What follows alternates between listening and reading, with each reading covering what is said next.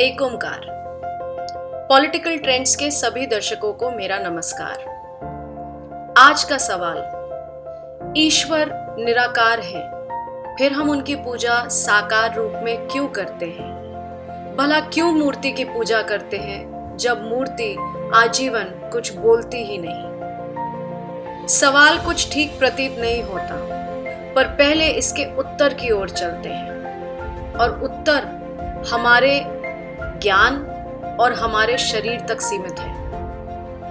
जिस स्थूल रूप में हम विद्यमान हैं, उस स्थूल रूप में हम केवल शरीर और मन को ही देख पाते हैं।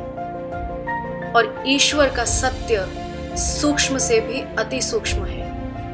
उस सूक्ष्म की यात्रा करने के लिए पहले हमें एक ज्ञान की अवस्था में जाना होगा। जिस साकार रूप में हम केंद्रित हैं, उस साकार रूप से निराकार की यात्रा इतनी सरल नहीं। सूक्ष्म को पाना अत्यंत कठिन है। और उस निराकार में स्थापित आत्मा का सत्य, जिस परमात्मा से मिला हुआ है, उस सत्य तक पहुंचना भी बहुत आसान नहीं। जीवन का आरंभ इसी आत्मा के प्रवेश से है और अंत भी इसी आत्मा के द्वारा है। इस बीच में जीवन में सुख दुख, मोह, अंधकार बहुत कुछ है जो हमें सीमित कर देता है। और इस जीवन और मृत्यु के आवागमन के बीच में ही हमारी अज्ञानता है। उस अज्ञानता के चलते हम शरीर और मन में ही कैद होकर रह जाते हैं।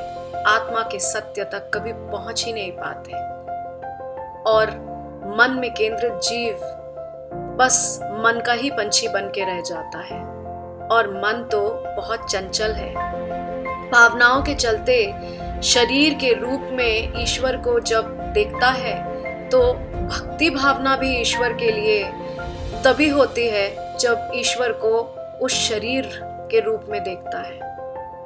जिस दिन ये मन अज्ञानता से मुक्त होता है, उसी दिन हमें ब्रह्म के निराकार रूप का दर्शन होता है, ज्ञान होता है।